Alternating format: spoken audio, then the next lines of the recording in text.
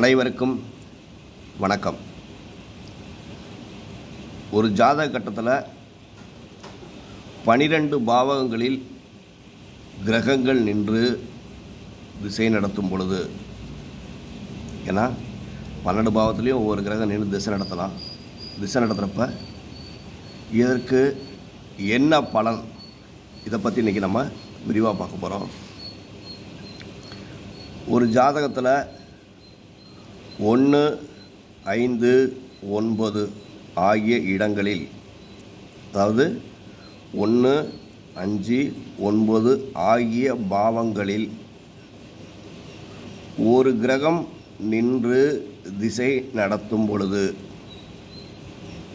நல்லா கேட்டுங்க, 1, 5, 9 ஆகிய பாவங்களில் ஒரு கிரகம் நின்று திசை நடத்தும் பொழுது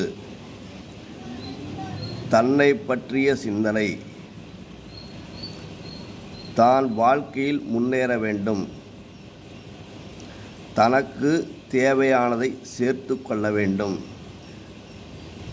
எல்லோரும் தன்னை தேடி வர வேண்டும், இந்த எண்ணங்கள் தான் 1, 5, 9 ஆகிய பாவங்களில் கிரகங்கள் நின்று திசை நடத்தும் பொழுது எண்ணங்கள் மேலோங்கும்.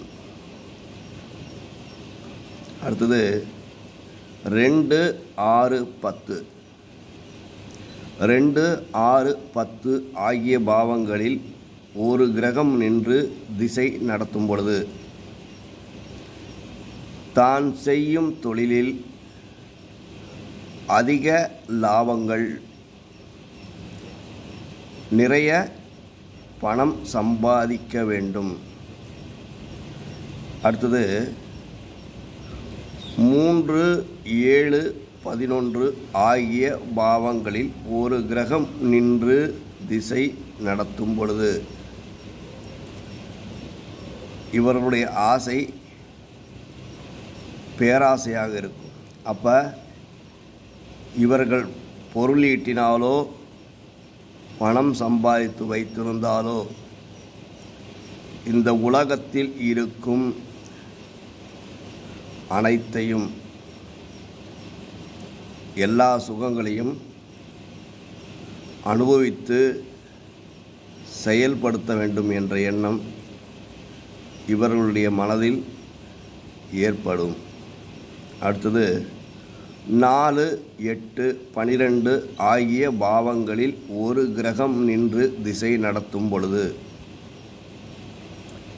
வாழ்க்கையில் சம்பாரிச்சிட்டோம், எல்லா சொத்து சுகத்தையும் சேர்த்திட்டோம், வாழ்க்கையில் நமக்கு தேவையான அனைத்தையும் நம்ம ஆசையாக அனுபவிச்சிட்டோம். அப்போ இந்த பூலோகத்தில் பிறந்ததற்கு நாம் எல்லாவித சுகங்களையும் அனுபவித்து விட்டோம். அடுத்தது நம் இறைவனடி சேர வேண்டும்.